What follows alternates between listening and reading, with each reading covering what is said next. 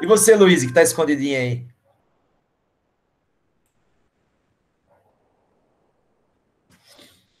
Isso, agora sim. Muito bem, estamos todos. Tô no espaço não tem Covid, tô aqui, ó.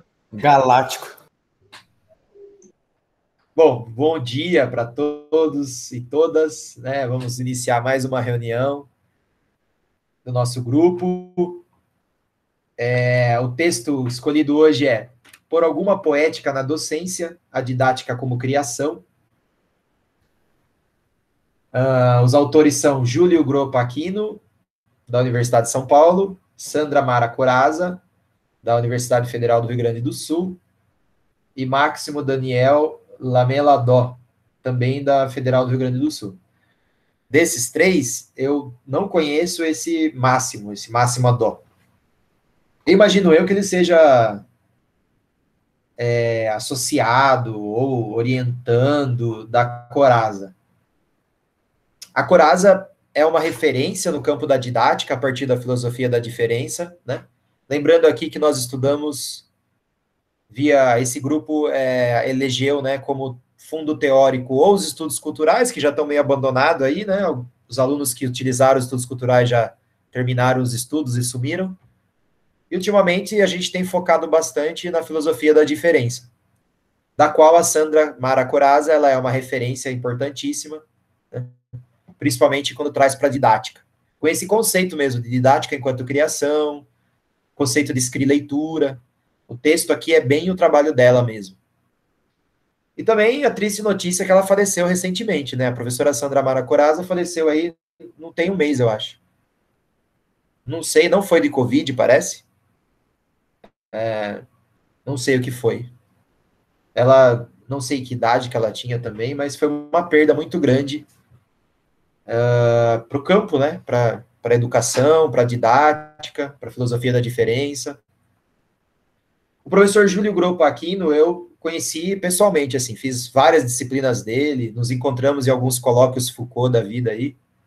É um Foucaultiano, ele é psicólogo de formação, então ele ensinou, ele entra na faculdade da Universidade de São Paulo para uma cadeira piagetiana, se eu não me engano, né, para ensinar Piaget. Mas aí, ao longo da carreira dele, ele conheceu Foucault e ele é um dos grandes especialistas no Brasil em Foucault. Trabalha bastante com Foucault, principalmente com a noção de arquivo. Bom, vocês vão perceber que o texto, ele leva bem, faz muitas relações com a poesia, com o campo da literatura. Então, ele traz autores, né, do campo da poético, autores da literatura, para dialogar, para travar esses encontros conceituais, filosóficos. E são professores, né, tanto o professor Aquino quanto a professora Coraza, que valorizam demais a escrita. Então, vocês perceberam que é uma escrita bem elegante, né? Até difícil para quem não está acostumado, né? É sempre uma construção bem... Tem muito suor ali. Você percebe que eles se preocupam muito em fazer uma escrita bela, uma escrita, né? E aí, é claro, para nós isso traz algumas dificuldades, porque às vezes você tem que ler, reler, reler para você tentar traçar ali a compreensão, fazer esse processo de escrileitura, né? A sua interpretação criativa do texto. E a base principal do texto é justamente a partir do ponto de que nós não acessamos a uma verdade quando nós lemos um texto, uma poesia, uma obra filosófica. Nós sempre passamos pelo processo de tradução, né? A interpretação de Nietzsche, por exemplo. Então, em alguma medida, como é a nossa interpretação, em alguma medida, todo o processo de leitura, ele é também um processo de criação. Daí essa ideia de escrileitura, né? Então, você escreve lendo, e você lê escrevendo. Né? Então, quando você passa por esse processo de tradução, você está automaticamente criando também. Claro, desde que isso seja potencializado, que seja visto com esse olhar. O que os autores vão dizer é que mesmo quando a gente tenta representar, o que é representar? Ser o mais fiel possível, em algum momento aqui ela fala em exegese filosófica. O que é exegese filosófica? É tentar pensar exatamente como o autor falou. Eles vão dizer que isso é impossível. Mesmo que a gente tente pensar do jeitinho que Deleuze pensou, do jeitinho que Foucault pensou, do jeitinho que Piaget pensou, não tem como, é impossível. Esse local da verdade não existe. Sempre é um processo de reativação das obras, né? É sempre um processo de transformação. O livro não se modifica, o livro está lá, mas a cada leitura empreendida do livro é uma nova leitura, é uma nova produção. Quem revisita as mesmas obras com frequência percebe isso, né? Então, tem alguns livros aqui que eu sempre estou indo atrás deles. Cada vez que eu leio eles, eu tiro alguma coisa diferente. Significa que eu compreendi melhor o texto e que eu cheguei mais perto de uma verdade do texto? Não. Significa que aquele texto se compôs comigo, nós fizemos um encontro que foi diferente. Foi uma nova produção. E por que isso é importante para a didática? Porque dar aulas é mais ou menos isso. Você pode... E aí a gente... Do jeito que os autores aqui fizeram um esforço para trazer para a literatura, que é a parte que eles gostam, nós podemos fazer o esforço e trazer para a educação física, que é o que nos interessa. Vários de vocês aqui já dão aula, quase todos, eu diria. Todos, né? Todos. Gabi, Larissa e Júlia de dança, Luiz de patinação, Paulo de musculação, Eduardo de... Os projetos sociais dele, eu sei que ele ensina muitas coisas. Então, todo mundo aqui já dá aula, a gente pode fazer esse esforço de trazer o texto para a educação física, para as aulas. O que nós podemos perceber é que cada aula ela é uma nova criação, por mais que o balé seja o mesmo, entre aspas. Mas o balé não é o mesmo. O balé tenta ser o mesmo. As escolas tentam ser tradicionais. Elas tentam controlar o processo criativo, elas tentam segurar como as coisas devem ser. Mas a cada aula, cada professora ou professor que está ensinando balé, ele cria uma coisa nova. Mesmo tentando copiar o que já existe. Mesmo tentando seguir a linha, o que já existe. Ele acaba sempre colocando um pouquinho dele ali. Agora, o que o livro nos provoca é, por que não colocar cada vez mais de nós ali, né? Por que não entender as aulas como algo que abre espaços para pensar outras coisas? E não as aulas como algo que força as pessoas a serem iguais. Porque ainda que esse processo de transformar as pessoas em coisas iguais seja impossível, por que não pensar uma aula que vá na direção contrária? Que ao invés de formatar, ela incentive a experimentação, incentive a criação. É um pouco a provocação que o texto faz. Agora, isso é fácil? Com certeza não. Como fazer isso em cada modalidade, com cada professor, em cada contexto? Não há respostas prontas. O que há é sempre a movimentação do pensamento. É sempre esse processo criativo. E aí, enquanto professor, né, eu sinto muito isso, porque as disciplinas são as mesmas. Mas a cada semestre eu dou um trato nelas que é diferente. A cada semestre eu abandono algumas coisas e trago outras coisas. A cada semestre você deixa de falar de um texto para trazer outro, deixa de falar de um vídeo para trazer outro. Então, o pensamento ele está sempre em movimento, né? Então, a didática criativa que eles defendem aqui é uma didática que busca justamente isso, o impulsionamento do pensamento. Bom, essa foi a introdução que eu fiz do texto, eu gostaria de ouvi-los agora. Sintam-se à vontade para falar o que vocês sentiram, o que vocês entenderam, sem certo e errado. Aqui tem pessoas que já estão há anos lendo essas coisas e pessoas que começaram agora. Então, sintam-se absolutamente à vontade para falar o que ficou da leitura. E para colocar dúvidas também, né? Então, assim... E tentando, se possível, trazer para a educação física, tá, gente? Igual os autores levaram para a literatura, a gente traz para a educação física. Vamos lá, quem quer falar?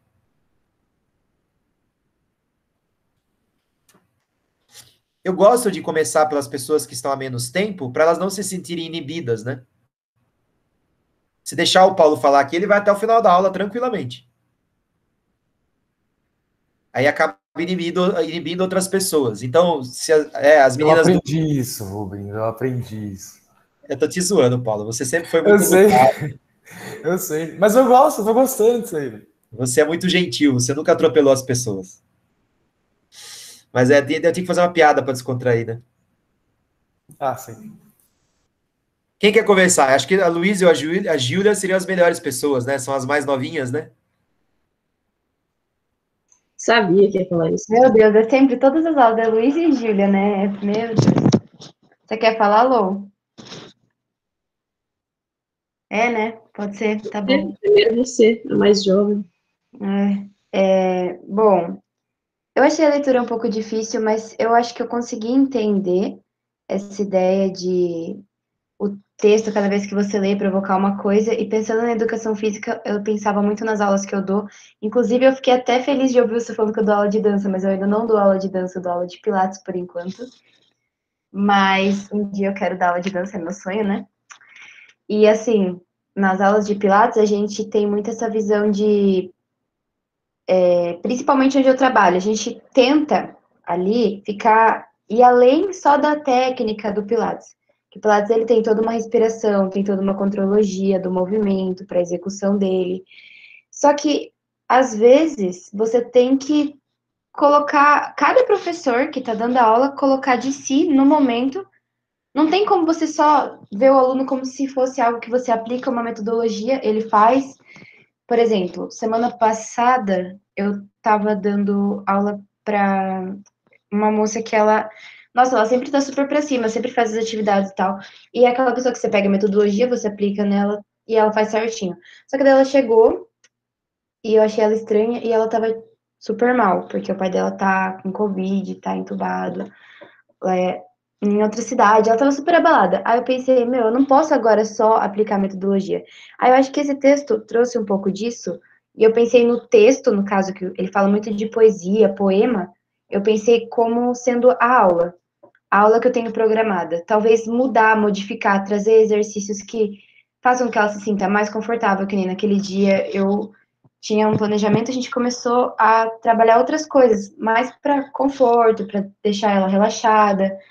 Eu acho que é esse jogo de você sentir no momento como a pessoa tá e você modificar colocando o que você acha que vai fazer, tipo, é algo recíproco. Eu vou sentir o que vai ser melhor para ela ali na hora, vou aplicando ali o método que eu acho que vai ser mais eficiente e ela também vai sentindo a melhora, o desestresse, vai se desligando do que ela estava tensa e tal. Eu acho que essa ideia, para mim, tentando trazer para a educação física, essa coisa de texto, poema, poesia, eu entendi dessa forma. Não sei se tá certo, mas como algo que realmente cada pessoa é de um jeito e eu posso mudar a mesma metodologia, a mesma aula que eu tenho, eu posso fazer de várias formas, de acordo com o que eu estou sentindo com cada aluno. Não sei se eu consegui explicar muito bem, mas. Para mim foi muito claro. E eu acrescentaria, né, concordando com você, que não só cada pessoa é diferente, mas cada pessoa é diferente a cada aula, né? E os professores também estão em condições diferentes a cada aula. Então, a sua fala, eu acho que é perfeita. Essa é a didática enquanto criação. O que é a didática? Bom, o Pilates tem as técnicas dele já. A escola exige certos conteúdos, certas formas que as crianças têm que acessar. O balé possui certas técnicas. O judô possui uma certa filosofia e alguns golpes específicos que devem ser ensinados para faixas específicas. Tudo isso é muito engessador, né? Endurece a didática. A didática como criação é como flexibilizar essas linhas duras, sabe? Como, sem desconfigurar o que você tem que, em alguma parte do texto aqui ela vai falar sobre isso. Você tem que manter o mínimo de transição de código de um campo para outro. Senão desconfigura, né? Então, sei lá, chega na aula de balé da Gabi lá, ela começa a ensinar jiu-jitsu. Bom, então escapou completamente do código semântico ali, não é mais, fugiu. Então, sem desconfigurar o balé, como é que ela flexibiliza essas durezas da didática tradicional para dar espaço para a criação dentro da aula, né? Então, acho que a empatia que você colocou aí, eu acho que é um ponto importante, né? Acho que se nós não estivermos sensíveis ao momento da aula, a gente já chega impondo, e aí se as pessoas não corresponderem, a gente fica puto, né? Eu acho que esse é um processo bem contrário do que está sendo dito no texto. Então, eu concordo plenamente. Luíse. Legal. Eu vou complementar, indo pelo caminho do que a Júlia disse, a introdução que você fez é basicamente o que eu consegui entender. Claro que você deu mais definições, que realmente é um texto difícil, eu achei uma leitura meio difícil. Mas uma pergunta que eu, ao terminar de ler e ouvindo a Júlia falar, eu pensei se existe espaço para essa poetização, se existe espaço para essa experimentação dentro da educação física. Porque ela conseguiu, com base em como a aluna dela estava, fazer a aula diferente, transformar e isso ser aceito. Mas eu penso que na educação física, por exemplo, a gente sempre acaba trazendo para o que a gente conhece, né? Eu fiz um curso de certificação, e nesse curso eu tive que aprender a ensinar as regras internacionais de ensinar técnicas de patinação. E eu quase não passei porque eu transformei demais e fiz demais da minha forma, eu traduzi demais da minha forma.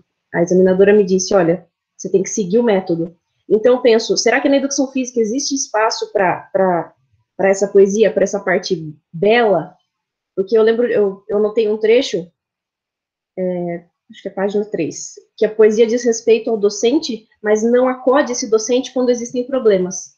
Então, eu pensei nessa questão com relação a tudo. Se existe espaço para a gente criar mesmo. Claro que a gente deve tentar a experimentação e traduzir da nossa forma, mas de acordo com toda a parte tecnicista da educação física, em diversas áreas, qualquer esporte, qualquer tipo de arte, será que existe espaço para a gente criar mesmo sem julgamento, sem questionamento dentro do nosso curso? Não sei.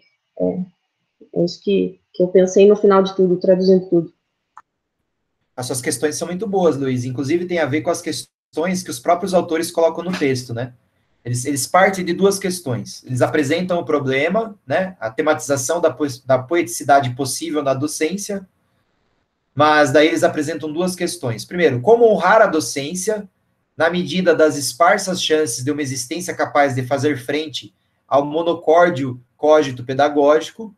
Aí eu vou traduzir essa questão, que foi escrita, né, com toda a pompa, né, que eles gostam. Basicamente, ele está dizendo, como ser um bom professor, sendo que a gente tem tão pouco espaço para criar? Né? Que é a sua questão agora. Percebeu que a sua questão é a mesma do texto, né? É que o texto está escrito numa linguagem poética, literária. Eu pesquisei monocórdio e várias outras palavras. Bom, eu também tive que pesquisar. Monocórdio não, porque eu já tinha pesquisado em algum outro momento. Que é um instrumento de uma corda só, né? Que é o professor que ele bate sempre na mesma tecla, ele dá a mesma aula, ele chega com a mesma postura, ele não está aberto para fluxo nenhum, ele impõe sempre um modo de existência. Esse é o professor monocórdico, né? Então, como não ser esse professor, mas também como você criar uma pedagogia sem mistificá-la? O que é mistificar? É ficar falando de conceitos, de criação, e transforma isso quase numa metafísica, quase numa religião, sabe? Mas e aí, como faz na prática isso? Então, os autores estão aqui problematizando no campo teórico, mas tentando não cair nesse lugar que é bonito ler o texto, mas, sabe, na teoria é uma coisa, na prática é outra. Então, acho que esse é um risco que a gente corre também. Por isso que eu falo, tensionem os textos com a realidade que vocês possuem. Traga para o patins, traga para a ginástica rítmica, traga para o que vocês fazem. Se não, gente, porque ó, já houve períodos que nós passamos aqui encontros, o Paulo está há mais tempo, a Gabi também, que nós ficamos aqui nos preocupando o que significava o conceito do autor tal. Já houve encontros que nós gastamos 1 hora aqui discutindo, fazendo uma exegese filosófica. O que é uma exegese filosófica? Como o autor disse isso e o que ele quis dizer com isso na maneira mais próxima do autor possível. Não é mais o tom que eu quero dar para esses momentos nossos aqui, sabe? Eu acho que agora eu li esse texto, o que esse texto me ajudou a pensar? É isso. E aí cada um é um efeito diferente. Esse exercício mais filosófico, mais exegético, ele é necessário para quem vai fazer um mestrado, que nem o Paulo. Se o Paulo estiver pensando numa pós no mestrado, ele vai ter que fazer um pouco isso, não tem jeito. E às vezes a gente até pega um tesão em fazer isso, sabe? Eu sei que o Paulo gosta, o Helder gosta, o João adora, eu gosto. Só que esse exercício, se você não prestar atenção, ele corre o risco de ficar muito longe do que você faz na prática. É mais ou menos a pessoa que vai na igreja falar de Deus e sai de lá e comete todos os pecados possíveis, sabe? Então é mais ou menos aqui a gente ficar discutindo Deleuze e sair daqui e dar uma aula mega tradicional. O que adianta? Se não promover reflexões que alterem a sua forma de pensar, os textos não servem para nada. Então, eu acho que a sua leitura foi muito boa, Luiz, porque ela pegou nessa veia. Você falou assim, legal, entendi mais ou menos a ideia. E agora? Bom, e agora a gente vai discutir, né? E vamos continuar discutindo a vida toda.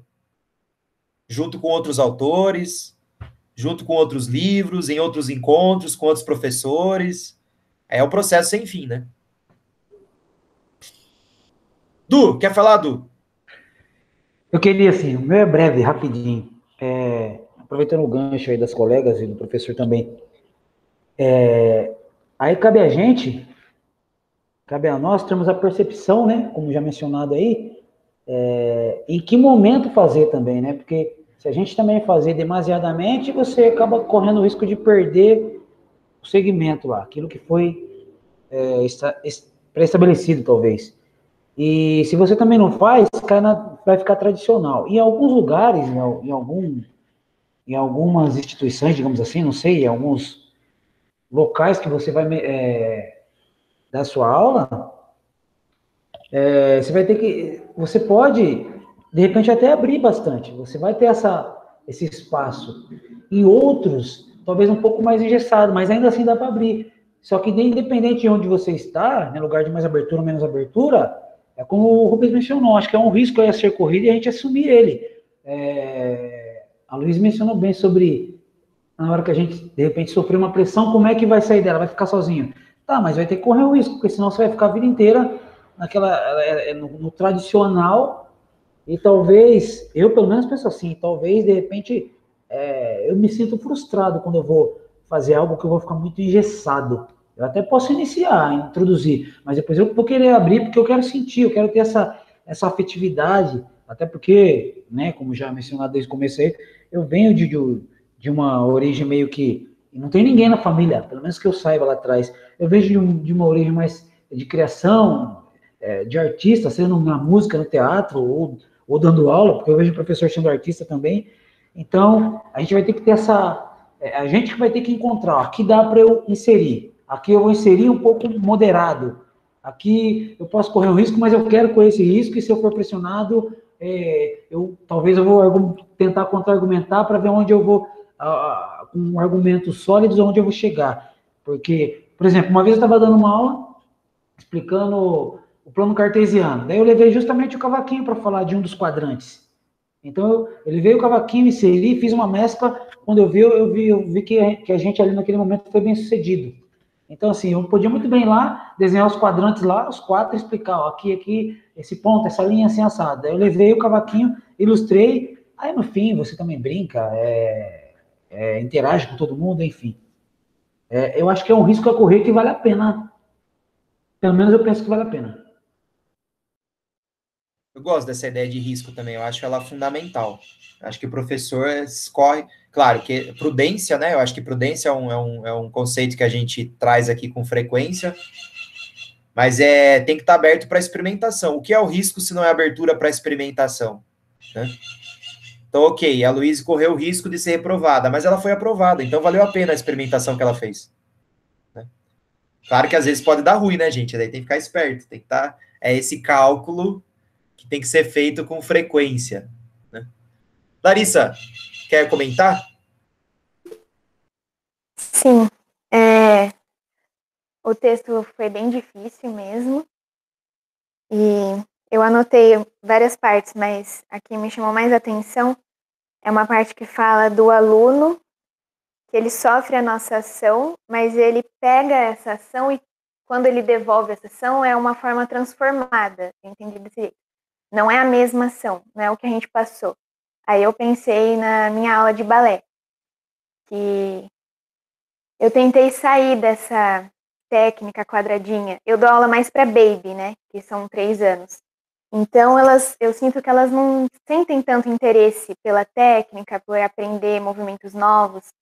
Quando eu fiz minha aula de balé quando eu era baby, eu adorava. Mas elas não gostam, essa geração, não sei. Gostam mais de ficar bagunçando, conversando. E nessa época de pandemia, que tem que ficar uma longe da outra e não pode tirar a máscara, é tudo regradinho. Elas se sentem presas. Aí eu tentei passar uma atividade de criação, que elas iriam criar os movimentos. Mas elas se sentiram inibidas na hora. Não deu certo. Elas se sentiram totalmente inibidas e elas têm só 3 anos. E gerou essa inibição e aí ficaram com vergonha. E aí, quando eu soltei uma música da Xuxa, aí uma começou a bater na outra. Foi uma confusão. Então, acho que essa ação foi isso. Eu passei uma ação e elas me responderam de uma forma totalmente diferente, inesperada. Só que é muito legal esse relato seu, Larissa, porque a gente tende a olhar essas reações inesperadas como algo ruim. Porque a educação, a didática tradicional, a educação moderna, ela vê como bom professor aquele que controla. E a criança, quanto menor, ela mais livre está desse controle. Imagina se você fosse, e esses textos servem para isso, mas imagina a gente ser um professor que a gente olha para essa riqueza das respostas como algo legal. Não estou dizendo que você tem que deixar que elas se agridam, né? Nem que elas cheguem perto uma da outra em plena pandemia. Há momentos que o controle precisa existir, isso é fato, né? Não estou pregando contra isso. Mas é refletir um pouquinho aonde é que o controle está exagerado, sabe? Aonde é que o controle não está permitindo que elas criem. Então você vai lá, você faz uma ação e você olha para os efeitos inesperados daquela ação e você fala assim, meu, que legal. Nossa, olha, eu pensei essa atividade, não imaginei que ia dar tanta coisa rica assim, né? É desenvolver esse olhar docente, sabe? O professor enquanto um tradutor, mas num processo de tradução que não se encerra no aluno, porque você não vai traduzir para o aluno absorver uma representação. Você traduz para o aluno continuar o processo de tradução dele. Porque se não existe um local a ser chego, que é a verdade absoluta, o local da representação, o conhecimento é sempre um processo de criação, né? De eternas traduções. Então é você olhar assim, olha a riqueza desse telefone sem fio, né? Eu criei essa atividade e olha quanta coisa saiu dessa aula, né? Eu acho muito legal. Claro, com moderação, com prudência, né? Sem deixar uma arrancar o cabelo da outra, né? Acho que certas coisas a gente tem que continuar agindo. Não é laissez-faire, não é qualquer coisa, né? Mas é olhar para essa riqueza dos efeitos. Muito bom. Bom, agora sobrou os dois aí, eles decidem. Gente, ó, até esse modo que eu faço aqui também não é engessado, tá? Vocês podem falar em qualquer ordem. É uma maneira que eu tento colocar as falas para não matar os exemplos mais simples. Mas se vocês acharem que isso não precisa, numa próxima reunião a gente faz diferente, tá? Nada disso aqui é rígido. Então, falta a Gabi e o Paulo comentar. Quem fica à vontade aí. Vou começar, então, antes do Paulo. Só para comentar um pouquinho da Lari que ela falou, eu comecei a colocar em prática essa questão antes da pandemia. Então, eu tinha uma turma de 32 crianças, elas tinham de 3 a 5 anos. E aí eu tinha que colocar todas elas no palco. Começava por aí a dificuldade. Aí, o começo da dança, eu deixei uma coisa completamente livre. A gente só entrava todo mundo brincando e correndo, né? Claro que elas não podiam se bater, elas não queriam pular do palco nem nada do tipo, mas elas podiam fazer o que elas quisessem. Em certo momento da dança, da música, eu dava um sinal e elas iam pro lugar delas. Foi muito impressionante, como os DVDs e tudo, que a minha turma mais nova foi a que mais se posicionou no lugar certo. Eu fiz as marcações no chão e todas elas acharam o seu lugar. Porque elas sabiam que elas podiam brincar, mas elas tinham que voltar ali naquele momento. Elas estavam livres, mas tinham o nosso combinado. Então, essa euforia, essas coisas, a gente tem que usar meio que a nosso favor. É muito legal elas brincando, elas se interessarem, porque nessa faixa etária é muito difícil elas realmente quererem sentar para aprender a técnica. Mas se a gente conseguir usar isso de uma troca, eu dou essa liberdade, mas você me responde assim, é uma coisa que você vai criando, elas vão tendo um interesse maior. Enfim, era só um comentário. Agora, sobre o texto. Eu achei muito interessante essa questão que ela coloca da poesia, porque, assim, toda vez que a gente lê um texto ou escreve, a gente já está fazendo aquela tradução, como foi falado. Só que em aula é a mesma coisa. Sempre que a gente vai passar alguma coisa, a gente já faz essa retradução nossa. Só que a questão da poesia, ela é muito mais direta na participação do outro. Um texto informativo, você vai entender o que está ali e é isso. Não importa muito o que você sentiu ou não. A poesia já não, a poesia ela já vai muito mais no sentimento, que te criou. Então é muito importante essa reação. E na aula também não adianta eu colocar o que eu sinto, um pouco de mim, e barrar o que o aluno sente. Eu tenho que estar sempre aberta nas minhas aulas a ver e sentir o que está acontecendo com o aluno. Não adianta só eu ressignificar, colocando o meu posicionamento, sem abrir espaço para o aluno. Eu acho que isso é o que mais me chamou a atenção, sabe? Essa coisa mais importante da comparação com a poesia. Que não foi feito propriamente pensando exatamente naquele aluno, mas eu fiz pensando que eu posso promover mudanças no aluno. E aí eu tenho que estar aberta a receber essas mudanças da forma que vai vir, para mim construir algo em cima disso e para que ele também possa construir algo em cima disso. Acho que é isso. Muito bom, eu assino embaixo, não tenho nem comentários a acrescentar. Paulo, quer comentar? Vou comentar sim. Eu acho bacana, eu coloquei vários pontos aqui, né? E eu tinha uma lista aqui de coisas que eu tinha para comentar, mas vocês falaram muitas coisas que eu vou buscar agenciar com algumas coisas que eu li no texto. A primeira, acho que talvez é pensar aqui, eu fui atrás da etimologia da palavra poesia, né? E eu já tinha contato com ela justamente porque a gente tinha leitura da aprendizagem inventiva, ela tinha um conceito de autopoese, e a ideia de poesia, né? Vou colocar aqui, a poesia tem a sua origem do latim, que significa poesis, e ela designa o ato de criar ou construir, né? Acho que fica bonito trazer, talvez, para a educação física, que não está próximo, não está tão ali atrelada à literatura, né, ficar escrevendo poemas, alguma coisa assim do tipo, mas ao ato de criação de aulas, né, de criação de encontros, ou ali de criação de coreografias, de uma aula de ginástica, ou sei lá, bom, aí vem os seus exemplos, as suas experiências, né. Então, essa poesia, ela está aí associada, ou ela está devendo desse sentido de criação, tá? E aí vem uma frase primeiro da Júlia, que, ao meu ver, apresentou bem claro como esse ato de desabstração da didática que eles colocam, né?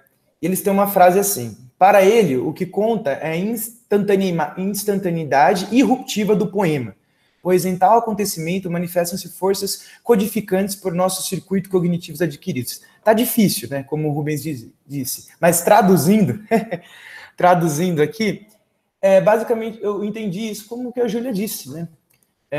Essa instantaneidade irruptiva do poema, né? Essa instantaneidade que eu tá lá na minha aula, né, cantando uma música de um acorde só, e instantaneamente surge uma criação, um poema, né? E eu preciso fazer o poema, né? Fazer soar o poema, criar alguma coisa, né? E a outra frase é da Luiz, que ela vai falar, né? Eu estava lá, né? Nem sei se eu falei sobre certo, desculpa se eu falei errado, mas eu estava lá na aula e eu traduzi muitas coisas. E tem uma frase no texto que é assim: ao viver os poemas, tem-se, pois, a experiência de salutar da emergência. Emergência, sem dúvida, de pequeno porte, mas essas emergências se renovam. A poesia põe a linguagem em estado de emergência. A vida se mostra aí por sua vivacidade. Eu achei muito bacana. Você falou assim, eu traduzi muito o que a professora passou lá, e ela falou assim, mas algumas coisas algumas coisas para a gente são emergenciais numa didática ou numa aula. Algumas vezes você está aprendendo sobre uma aula, né? O professor está lá, metodologia de ensino do esporte. Aí você, ou metodologia do ensino da musculação, sei lá, balé, peguem o exemplo, ou o que vocês vivenciam, né? Nas suas práticas. E você fala assim, puxa, tal pessoa com esse método não ia bem. Né? Aí surge um problema para você, que é o quê? É a pessoa, a outra pessoa, devir outra pessoa, que é o quê? Você sentir que na sua vida, que essa pessoa faz parte da sua vida, que aquela sala faz parte da sua vida, que na sua didática aquilo não daria certo, ou se você traduzisse de outra forma, talvez funcionasse. Né? Então, acredito que a emergência, ela é o motor de uma novidade e muito lindo e muito interessante para se pensar com essa ideia do poema, da criação. Né? Que tanto da instantaneidade, né? Criar ali, improvisar, se é que vocês queiram, ou da emergência, que é o quê? O surgimento de um problema, talvez um surgimento de um problema que exige eu pensar, olha, eu vou fazer de outra forma aqui. Ou, por exemplo, você está lá numa aula e vem um exemplo da dança, no meio de uma aula de musculação, velho. Puxa, se eu colocar outra música, se eu usar outro método, se eu fazer uma bricolagem, que a gente chama aqui, mas é justamente brincar com as ideias, né? Brincar com as ideias um pouco, para tentar compor alguma coisa diferente. E, bom, aí nesse vai para lá e vai para cá, do que vocês disseram, e eu, nossa, achei muito bonito, eu queria colocar uma frase que me veio na leitura desse texto, né? Que parece que, para mim, o processo de escrileitura ou de criação, ele foi traduzido por mim em uma frase, e essa frase era assim, que eu criei aqui, né? A escrileitura seria mais ou menos fazer que nossos problemas devenham encontros e experimentações, tá? Essa frase, para mim, acho que traduziu, na minha leitura do texto, o que seria, para mim, na minha leitura, esse processo de criação e esse processo de escrileitura, né? Fazer que os meus problemas, né? Porque a gente, lendo um texto, a gente se afecta com alguma coisa, não se afecta com outra, deixa passar outra, é aquilo que o Rubens falou, vai e volta, estamos com outro problema, temos com outra pessoa na cabeça, fazer que esses problemas devenham experimentações e encontros, né? E entender que o processo, né, de aprendizagem mesmo, até, é um devir artista, eles falam aqui, né, que é uma jornada sempre em meia jornada, né? Eles comentam, uma meia jornada, não é um processo de jornada, enfim, que acabou, relaxa, talvez, mas vou ficar só nisso, acabou para mim, mas em meia jornada, sempre em construção. Aí, depende, você aceita, uma pergunta nietzscheana, né? Você aceita isso até o fim da sua vida, né? Você aceita essa meia jornada, esse processo de criação, como um processo da sua vida, colocar-se os seus problemas no conhecimento do mundo, né? Propor-se pensar mais em você, na própria didática, ou você, né, não gosta disso, vai viver nessa, né, de não gostar, de vou me estagnar aqui mesmo, tá bom para mim, vou ficar só nessa. Acho que é uma pergunta que se faz, o processo de criação é uma pergunta, você afirma isso, você afirma a criação do mundo, o modelo, a transitoriedade das coisas, ou você, e isso cai até na Larissa falou, né, poxa, a aula foi bem diferente daquilo que eu fiz, né? Ou seja, você afirma essa diferença da aula ou você vai ficar no modelo mesmo, cara? Não, a escolha, não é escolha, talvez, mas, bom, fica aí a questão, né? Fica aí o convite. Eu acho que é isso. Todo mundo falou muitas coisas que, com certeza, se agenciam com o que eu pensei no texto. Muito bom, Paulo. Nós temos um tempo ainda. E aí eu vou trazer uma frase que eu não queria deixar passar, e se vocês quiserem fazer o mesmo, vocês fiquem à vontade, tá? Mas já caminhando para o final do texto, porque boa parte dele, de certa forma, a gente cobriu, mas tem algum momento que ela diz assim, os autores dizem, e as autoras dizem assim, e a autora, né, que é só uma, dizem assim na página 14. Como tradutor, o professor não se obriga a transpor o conteúdo literal, autêntico ou verdadeiro das matérias consideradas originais, sejam elas científicas, filosóficas, artísticas ou da cultura corporal, né, gente? Esportiva, enfim. Logo, não realiza cópia, dublagem, fingimento ou validação textual. Então, quando vocês estão dando aula de balé, patins, cavaquinho ou pilates, vocês não estão nem copiando, nem dublando, nem representando. Tampouco media ou rouba, ou deixa se escravizar por essas mesmas matérias. Então, vocês também não estão roubando o balé, o pilates, né? Não estão roubando a criação de outro. No entanto, cultiva uma saudável empatia com elas. Essa frase, para mim, é muito boa. E ela acrescenta talvez uma nuance que nós nunca havíamos discutido antes.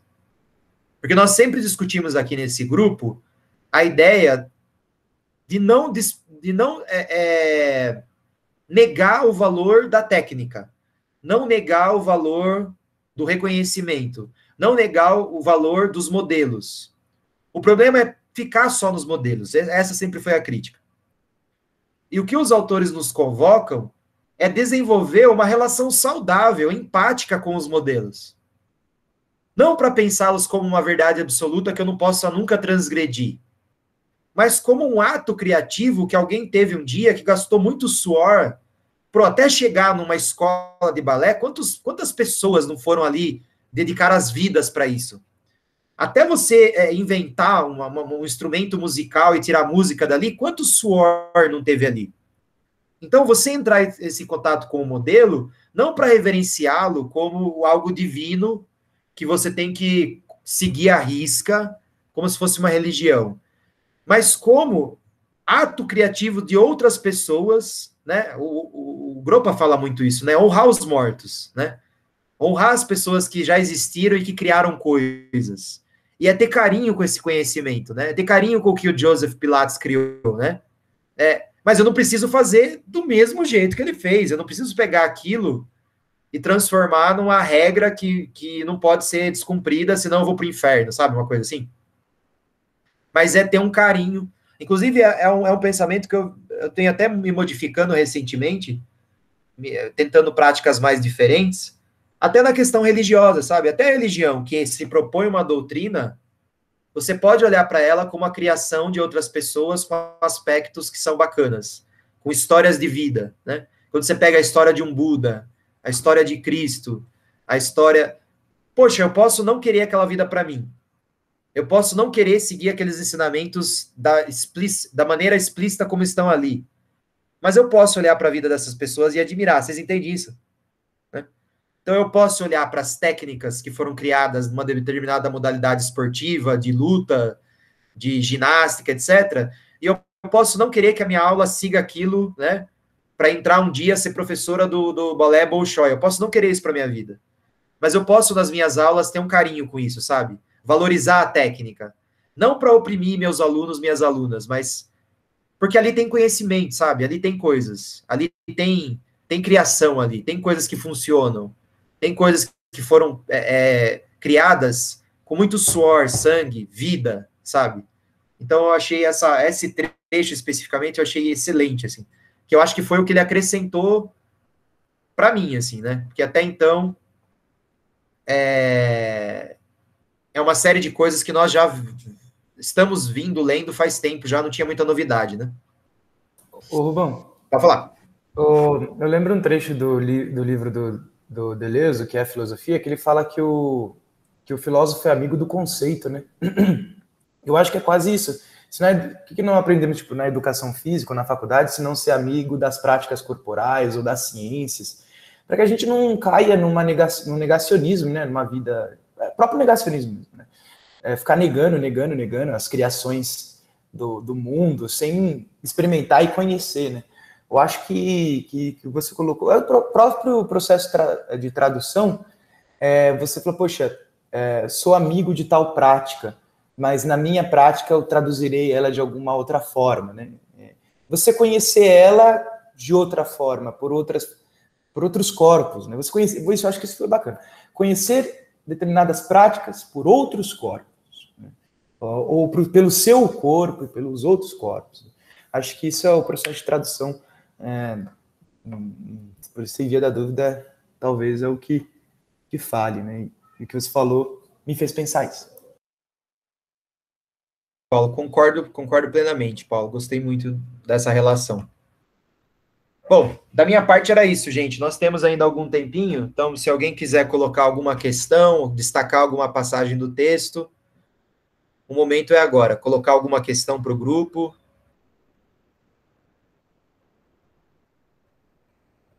Ô, Rubens. Pode falar, Du. Eu não vou saber, acho que o contexto aqui, mas eu tenho uma passagem que eu até anotei aqui que eu achei legal. Está escrito aqui: três caóides ou filhas do caos, ciência, arte e filosofia. Daí eu dei uma bugada nisso aqui. Mas eu achei interessante, eu anotei aqui, eu quero dar uma olhada com mais profundidade depois. Na verdade, isso não é meio simples, tá? Então, para a filosofia da diferença, o mundo é caos absoluto. Então, quando a gente organiza o conhecimento para nos dar um sentido para a vida, nós estamos estabelecendo os fundamentos pelos quais nós iremos viver. E a ciência faz isso de uma maneira, né? A filosofia faz isso de outra maneira, a arte faz isso de outra maneira. E eu acrescentaria, porque Deleuze e Guattari não tratam de religião, eu acrescentaria que a religião faz isso de outra maneira, né? Então, cada campo do conhecimento, ele vai te dar fundamentos para a vida de uma maneira distinta. Agora, sem os fundamentos, a vida é puro caos. Então, é bem simples, na verdade, esse raciocínio. Beleza, brigadão. Acho que a Larissa ia comentar, Larissa? É que tem uma parte, acho que são mais de uma parte. Fala de ficção. Tem uma parte aqui que eu anotei. Que a ficção é a nossa mais profunda realidade. Aí eu não entendi essa ficção. É ficção mesmo ou é outro sentido? É ficção mesmo. No sentido assim, nós estamos no campo da filosofia da diferença, certo, Larissa? O que é a filosofia da diferença? Não existe uma verdade absoluta que vale para todo mundo. A vida é sempre interpretação. Então, o tempo todo você está interpretando. Se você está interpretando, no sentido de criar um significado, o ato de criar significado é o ato de criar uma ficção. Então, o que você pensa da vida é a sua ficção. O que o Paulo pensa da vida é a ficção do Paulo. O que esse texto nos trouxe é uma outra ficção. Mas não ficção no sentido de que é uma mentira. Ficção no sentido de que são interpretações múltiplas e infinitas.